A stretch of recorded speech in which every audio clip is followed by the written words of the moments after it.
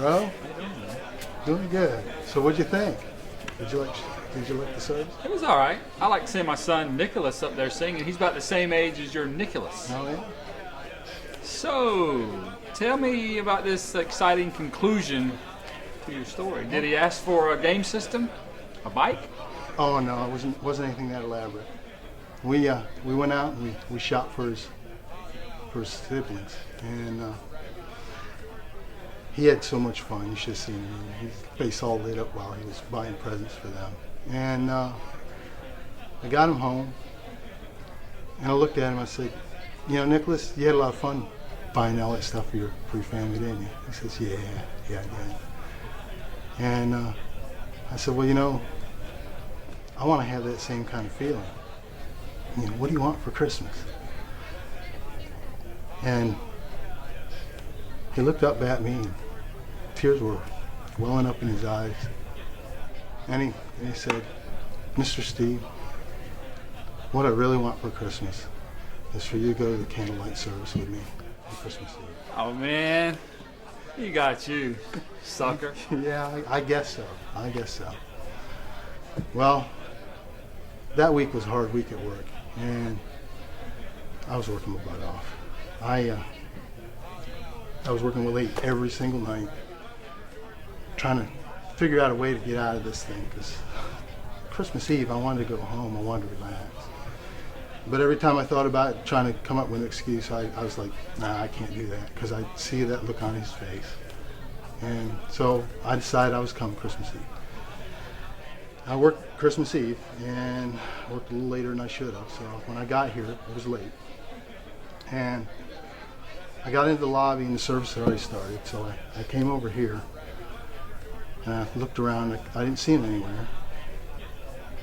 And then I saw his grandmother come walking through the door. And she's a little short lady, and she hunched over. It's hard to see her until she spotted me, came walking over. And I was like, "So where's Nicholas?" And that's when she looked up at me, and the tears were streaming down her face. And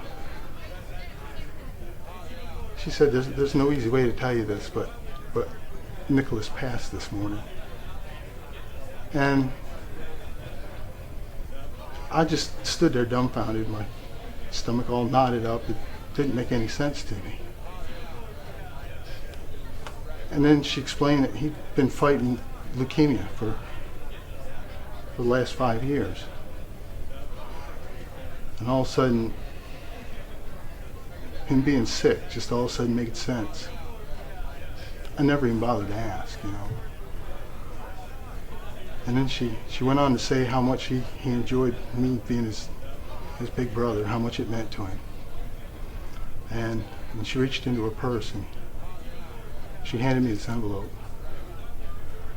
and said he'd been working on this letter for the last few days, and I carried it everywhere I go. And wondered if it'd be all right if I read it to you. Well, this letter, Yeah, I guess, yeah. this letter changed my life.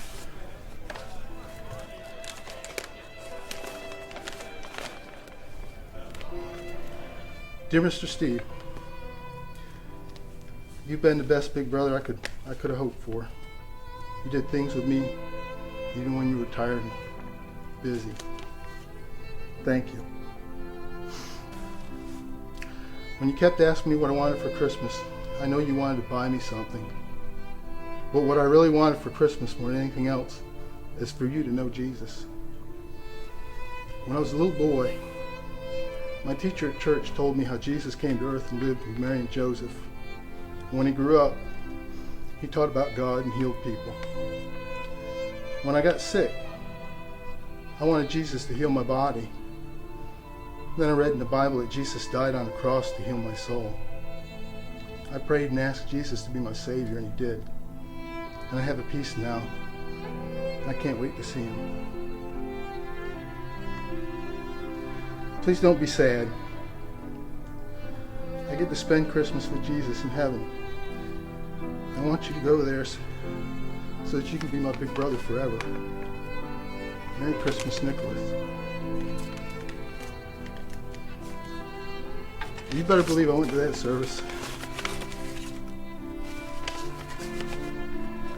I went in there and I prayed to God to forgive me.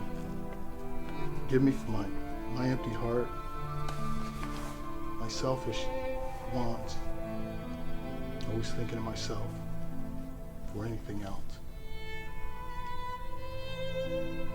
And when they lit the candles, I lit two. One was for me, and one was for Nichols.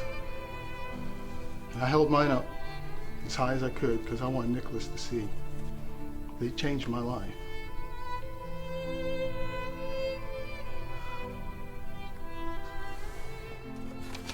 The question is, are you ready to get rid of your empty life and trade it up for the real thing?